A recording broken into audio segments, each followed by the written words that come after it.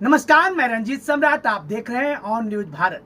इस वक्त हम हैं छपरा में और हमारे साथ हैं जाने माने साहित्यकार, संगीतकार एवं हिंदी साहित्य के प्रति सर्वोच्च भाव समर्पित रहने वाले शंकर देव सिंह, जो लगातार छपरा के राजनीतिक परिप्रेक्ष्य पर जानकारी देंगे कि छपरा लोकसभा क्षेत्र में यानी सारण लोकसभा क्षेत्र में आगे क्या होगा।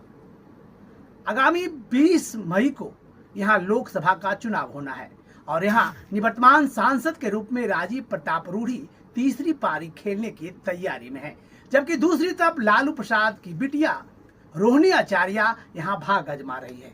अब देखना यह है कि यहाँ की जनता राजीव प्रताप रूढ़ी को तीसरी बार सांसद चुनते हैं या फिर रोहिणी आचार्य को सांसद चुनते हैं। इसी मुद्दे पर हम आपको ले चलते हैं। हमारे अतिथि हैं आज के शंकर देव सिंह और कन्हैया जी, जो खासकर मैं बता दूं ये लखीसराय में जुडिशियल कोर्ट के बड़ा बाबू हुआ करते थे और लगातार संगीत के साथ साथ हिंदी साहित्य पर इनकी अच्छी पकड़ है। आज मैं सारण लोकसभा क्षेत्र के संदर्भ में जानना चाहूंगा कि यहाँ क्या होगा, क्या होने वाला है, कौन अच्छा है, कौन यहाँ के विकास कर सकता है, इसके पहले क्या हुआ था, तमाम परिप्रेक्ष्य पर मैं बारी बारी से आपको रूबरू कराता हूँ। सर, सबसे पहले स्वागत है आपको ऑन न्यूज में। क्या कहना चाहेंगे सर?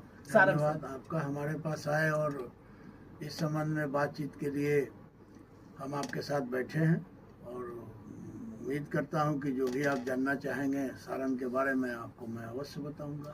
सर, मेरा पहला सवाल है कि सारण में तीसरी बार लालू एंड फैमिली के बिटिया रोहिणी आचार्य भाग आजमा रही हैं, क्या रहेगा?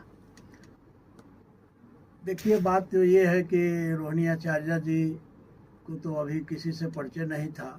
उनका नाम आया जब उनके पिताजी का ऑपरेशन हुआ उस समय से, और उसके पहले तो यहाँ कोई जानकारी न रहती थी और न उनका कोई पता था।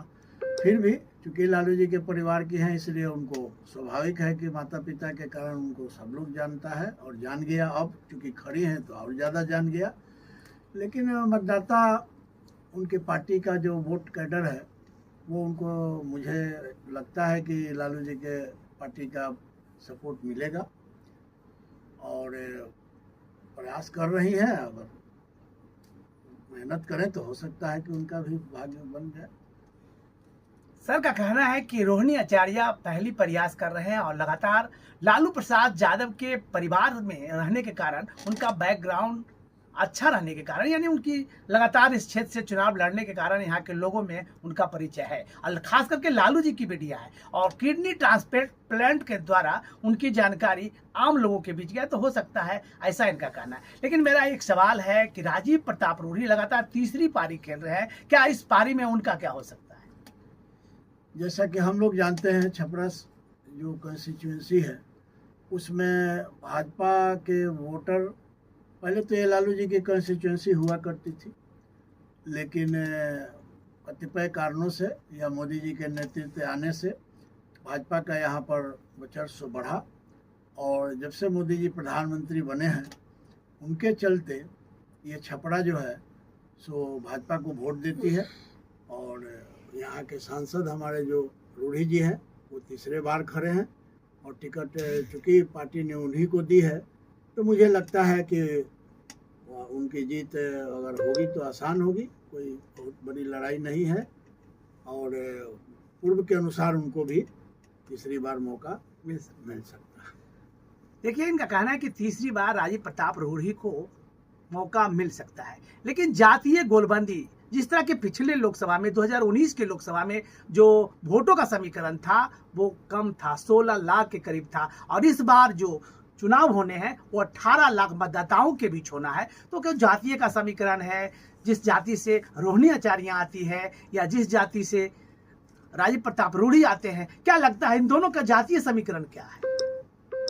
जातीय समीकरण दोनों का नेक टू नेक है, माने थोड़ा सा इधर उधर है। बाकी जितने वोट्स हैं वो ऑन अदर कास्ट के, वो उसमें से जो वही उसको बैलेंस करते हैं। निर्णायक भूमिका है। जैसे ओबीसी है, अति पिछड़ा और नीतीश जी का यहाँ पर है। तो कहने का मतलब ये है कि कौम का तो नेक टू नेक है दोनों का, लेकिन बाकी जो बैलेंसिंग वोट है वो ज़्यादा करके भाजपा को मिलता है। तो देखिए, शंकरदेव सिंह कन्हैया जी का कहना है कि यहाँ जातीय समीकरण की बात की जाए तो लालू प्रसाद यादव और राजीव प्रताप रूढ़ी का जो जातीय समीकरण है दोनों नेक टू नेक है, लेकिन अब निर्णायक भूमिका कौन निभाएगा उन्होंने ये भी इशारे में बता दिया कि जो अति पिछड़ा समाज है, जो ओबीसी समाज है, वो निर्णायक भूमिका निभाएगी। जो अपना वोट राजीव प्रताप रूढ़ी को देंगे या रोहिणी आचार्य को देंगे, ये निर्णय करता है अति पिछड़ा समाज के वोटों पर, ओबीसी के वोटों पर। जिसको वोट करेंगे वही जीत हासिल करेगा। लेकिन मेरा एक अहम सवाल है कि पहले यहाँ के सांसद लालू प्रसाद यादव रह चुके हैं, उनके शासनकाल में कौन कौन सा विकास कार्य हुआ और कौन अधूरा रह गया? लालू जी ने भी, चूंकि ये शहर में वो हम लोग के उस जेपी आंदोलन के साथ भी वो यहाँ पर नेतृत्व कर रहे थे। हम लोग थोड़ा जूनियर थे और उसी समय से छपरा उनका हेडक्वार्टर था और यहीं पर उनके जो भी काम यहीं इसके कलेक्ट्री और डीएम ऑफिस के आसपास उनका तो हमेशा मिल जाते थे यहाँ पर, और उनका कार्य क्षेत्र छपरा ही था। और धीरे धीरे उसके बाद आंदोलन शुरू हुआ, उसमें वो आ गए और आंदोलन में जेपी जी के साथ उनका बढ़ गया और इस तरह से जेपी आंदोलन में वो एक प्रखर नेता की तरह उभर के आए बाहर और तब से उनका ये क्षेत्र बना।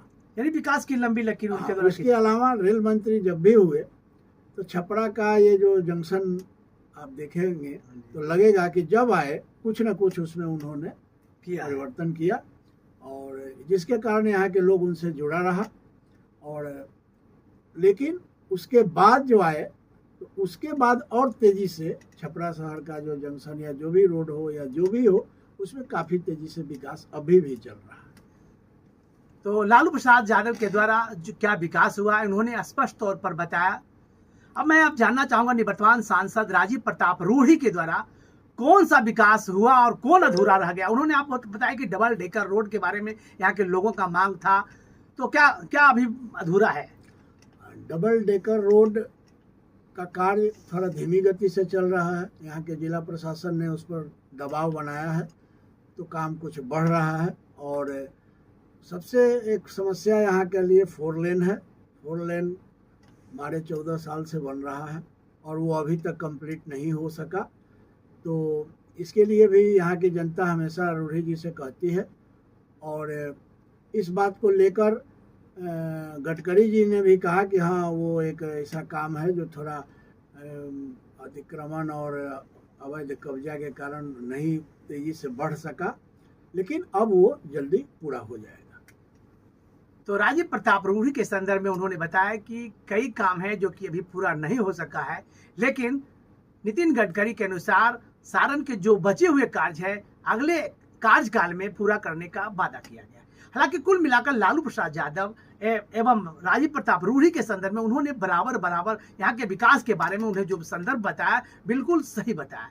अब देखना यह है कि इस बार सारण लोकसभा चुनाव में यहाँ की जनता क्या निर्णय लेता है, राजीव प्रताप रूढ़ी या रोहिणी आचार्य, ये तो समय बताएगा कि आने वाला 2024 में जो आगे 4 जून है वो रिजल्ट का जब पिटारा खुलेगा तब पता लगेगा कि कौन कितना पानी में है। देखते रहिए on news Bharat. On news को करें लाइक।